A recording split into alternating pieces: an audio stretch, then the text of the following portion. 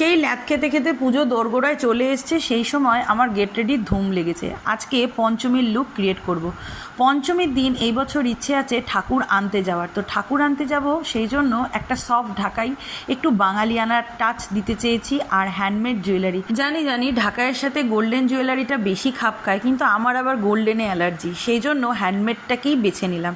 এই জুয়েলারিগুলো নিয়েছিলাম মালা ক্রিয়েশন থেকে। মালা আমার মেয়ের ক্লাসমেট, তার মা এত সুন্দর করে বানিয়ে দিয়েছে যে এক কথায় বলতে হয় অসাধারণ। পঞ্চমীর সন্ধ্যেটাতে আমি একটু লাইট রাখতে চেয়েছি, মানে একদমই লাইট, বিনা মেকআপের, জাস্ট হালকা লিপস্টিক আর এরকম একটা সফট ঢাকাই আর এরকম একটা হ্যান্ডমেড জুয়েলারি, দারুণ যাবে। এর সাথে 2 রকমের কানের দিয়েছিল।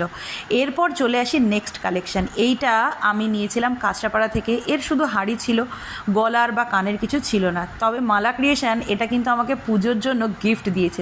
জানি এই ড্রেসটার সাথে ভালো লাগছে না,